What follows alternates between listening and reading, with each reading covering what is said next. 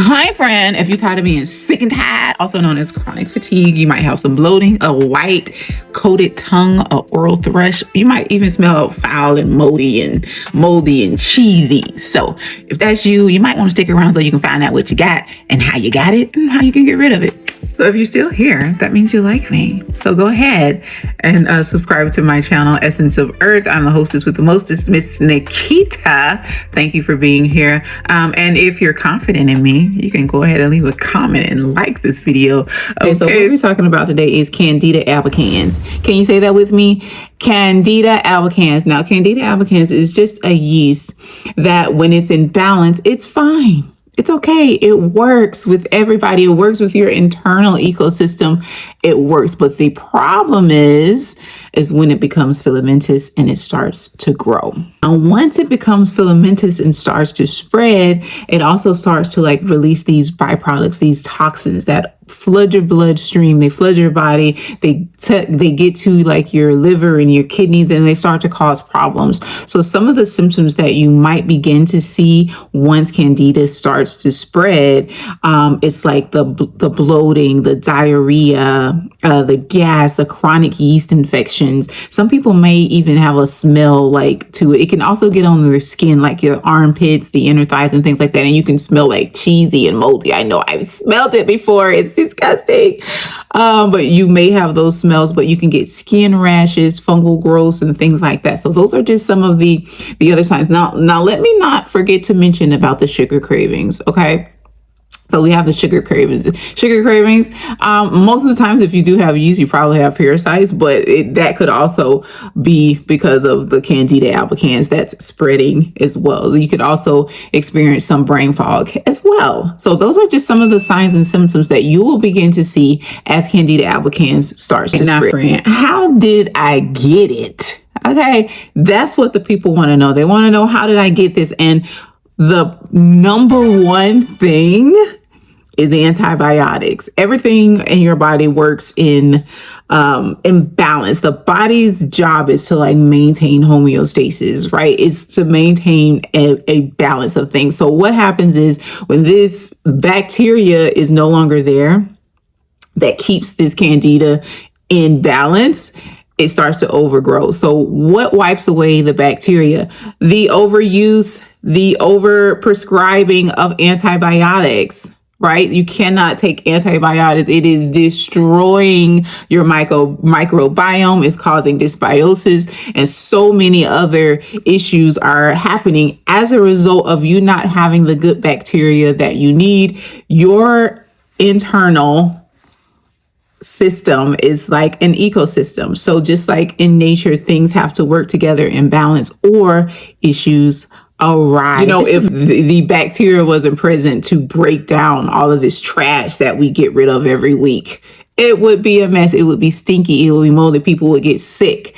And that's what could happen inside of your body. So just keep that visual in your mind. So you don't want to keep taking all of these, antibiotics, because it's destroying your internal ecosystem. Okay. And that is how Candida spreads. Now, also, how are you eating? What we do more than anything is eat.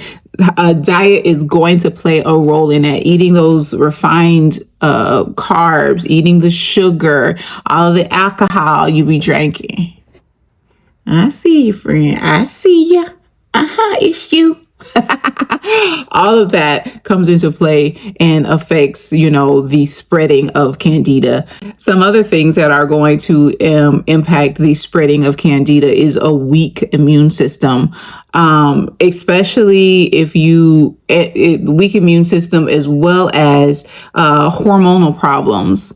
Okay, if you're having hormonal problems, especially from birth control and things like that, you know how that messes you up, honey. You're struggling with your hormones. It can contribute to the spreading of that, as well as poor gut health. Like I said, dysbiosis, your microbiome in your gut, it needs to be there to prevent the spreading of Candida. Now, how you fix it, friend?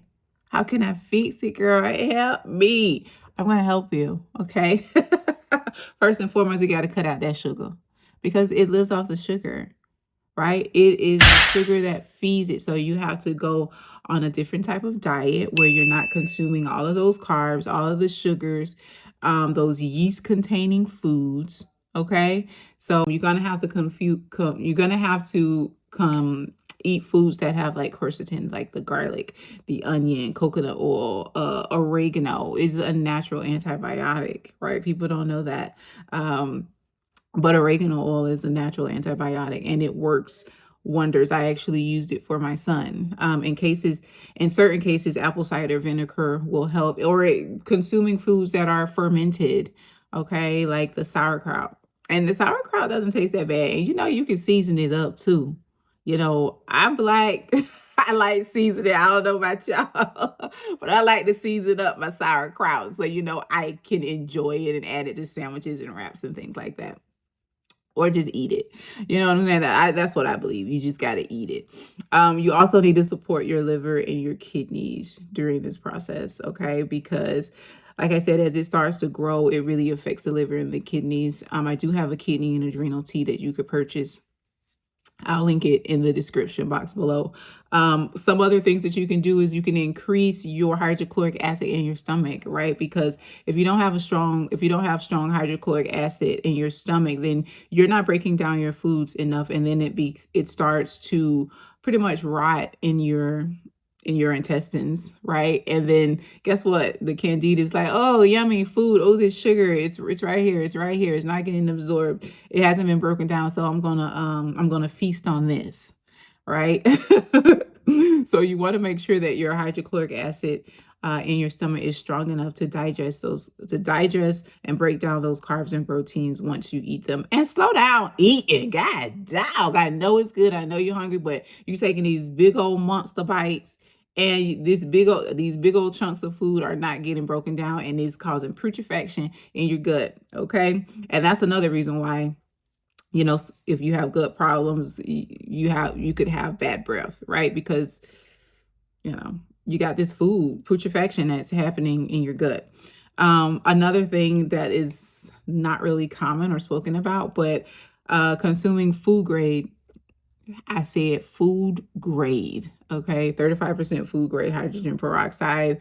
It is really good. I guess you would consider it unorthodox, but you want to make sure it's food grade. I actually do sell 35% food grade hydrogen peroxide, but all you do, first of all, be careful because it will burn you if it gets on your skin. It is highly oxidative, but it floods the body with oxygen, and Candida and bad bacteria, they really can't stand oxygen, so it's really good. You just put it in a dark dropper bottle, and you just add it to distilled water. It needs to be distilled water. You just add those drops to the distilled water. A wonderful book you can read about that because it can help with other things is The 1 Minute Cure. That is how I learned about 35% food grade hydrogen peroxide. And yeah, that's another reason why I got into not making it, but selling it as well. But those are just some things that you could do. So it's all about your diet and stop feeding it. While editing this video, I forgot to mention one of the most important things, which is to restore your microbiome by consuming probiotics and prebiotics. You can get this from eating your leafy greens and your fruits. But if you're not, then you want to supplement with these. I will link a couple in the description box below. Eating it and, switching out those antibiotics that you're using. Go to a natural antibiotic, honey and wild oregano drops. Make sure that they're food grade. And if you don't get the ones that are food grade, it needs to be diluted with a carrier oil. So just keep that in mind. Okay. So just keep that in mind and make sure you're getting the right one. I will link some below so you won't get confused. But this is all about Candida albicans. And if you exhibit some of those symptoms that I mentioned, then take heed to what I said and how you can take care of it and get rid of it. And I hope this has been a blessing because I absolutely love doing this and educating people about health and things like that. And I love doing that in layman's terms, right? So you can get it, digest it, and share it with all your friends. So until next time, stay tuned. Love you. Toodles.